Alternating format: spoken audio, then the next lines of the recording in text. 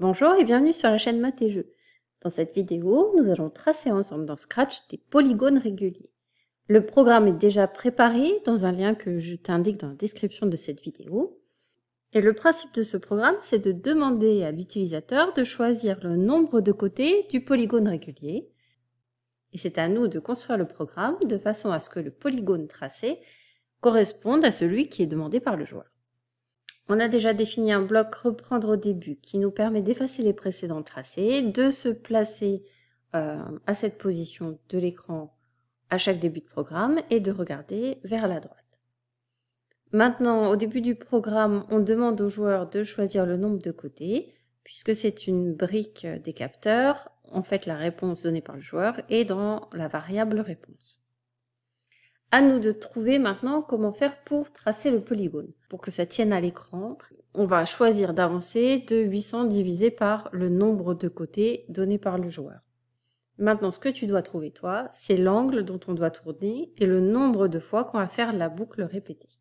Pour ça, on va regarder ensemble de plus près les propriétés des polygones réguliers. Un polygone régulier, c'est un polygone dont tous les côtés ont la même longueur et tous les angles ont la même mesure. Ici, j'ai dessiné un pentagone, un polygone régulier à 5 côtés.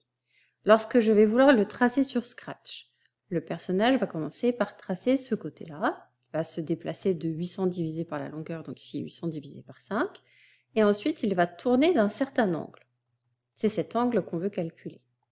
Une fois qu'il aura tourné de cet angle, il va avancer de la longueur du côté du polygone, puis de nouveau tourner de l'angle de même angle que tout à l'heure. Ça, c'est une des propriétés du polygone régulier. On ne va pas le démontrer ici, mais à chaque fois, tu vas retrouver la même longueur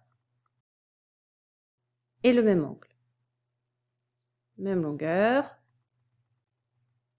même angle, même longueur, même angle, et finalement, on est revenu dans la position initiale, c'est-à-dire on est dans la même orientation du personnage. Donc il a fait un tour complet de 360 degrés. Et ce tour, il l'a fait combien de fois? 1, 2, 3, 4, 5, c'est-à-dire le nombre de côtés du pentagone. Donc l'angle dont va tourner notre personnage, c'est 360 divisé par 5, et le nombre de fois qu'il va le faire, eh bien, c'est 5 fois. Et cet angle, en fait, on le retrouve au centre du polygone. Les angles au centre, en fait, du polygone régulier ont la même mesure. Regardons maintenant ce qui se passe pour un hexagone régulier. Lorsqu'on va faire le programme de construction sur Scratch, on va avancer de la longueur du côté. Donc dans notre programme, en fait, on va faire 800 divisé par 6. On va faire tourner, pivoter le personnage d'un certain angle.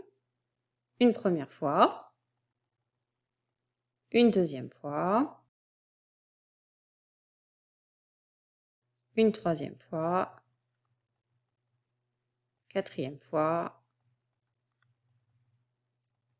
Cinquième fois. Et enfin, sixième fois pour revenir dans la position initiale. Donc l'angle dont on a tourné 6 fois, c'est 360 degrés divisé par 6, cet angle qu'on retrouve au centre de l'hexagone régulier. Revenons à notre programme. Il me reste à compléter le nombre de fois que je fais ma boucle. Eh bien, je vais le faire. Réponse fois. Et je vais tourner de 360 degrés divisé par le nombre de côtés du polygone, c'est-à-dire par réponse. Je vais chercher dans les opérateurs. Opérateur divisé, je divise 360 par réponse. Je peux tester le programme maintenant. Je vais dessiner par exemple un pentagone régulier.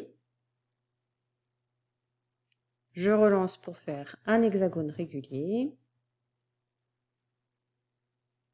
Je peux vérifier sur un triangle équilatéral. Tu peux maintenant tester le programme avec différents nombres pour t'amuser. C'est la fin de cet exercice. Merci de l'avoir suivi et à bientôt pour une prochaine vidéo.